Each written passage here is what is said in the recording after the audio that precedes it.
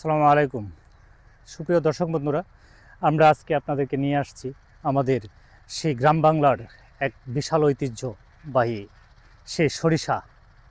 আমরা এই আধুনিক বিশ্বেও আমরা যেসব বিষয়ে অ্যাডগুলি দেখতে পাই এই সরিষা নিয়ে, এখনও ঘানি ভাঙ্গা সরিষার অ্যাড অত্যন্ত জনপ্রিয় এবং প্রত্যেকটা কোম্পানি বলে থাকে যে আমাদের এই ঘানি ভাঙ্গা সরিষা আমাদের গ্রাম বাংলার সেই ঐতিহ্যবাহী সরিষা।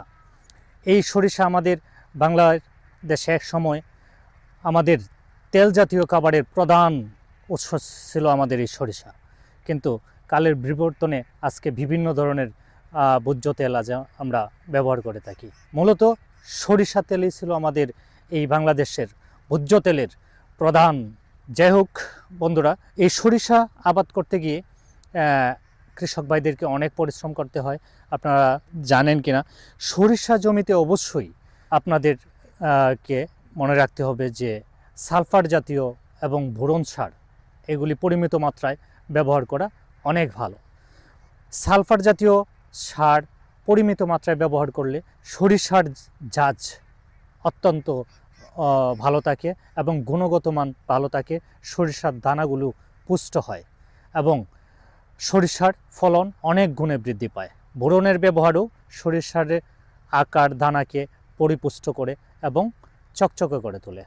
যাই হোক বন্ধুরা, আপনারা আরও জানেন এই সরিষা ক্ষেতে আমরা প্রায় দেখতে পাই যে আমাদের অনেক মৌচাষি যারা মধু চাষি তারা বক্স নিয়ে, যেখানে মাঠের পর মাঠ সরিষা আবাদ হয় সেখানে গিয়ে তারা মধু সংগ্রহ করে থাকে।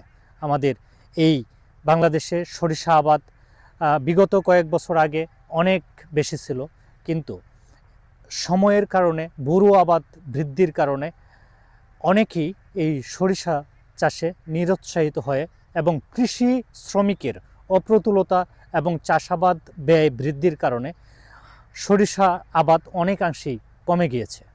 যাই হোক, আমাদের অনেক জমি এই বাংলায় এই সময়ে পতিত থাকে।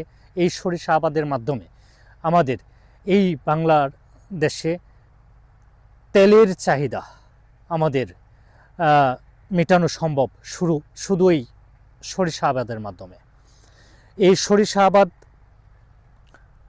করে আমাদের অনেক উৎপাদন বৃদ্ধি করা সম্ভব এবং এই সরিষা বর্তমানে আমাদের বাংলাদেশ কৃষি গবেষণা ইনস্টিটিউট বিভিন্ন ধরনের সরিষা আবাদ করেছেন স্বল্প জীবনকালের, এবং অনেক হাইব্রিড সরিষা দেখা যায় যেগুলি প্রচুর পরিমাণে ফলন হয়ে থাকে।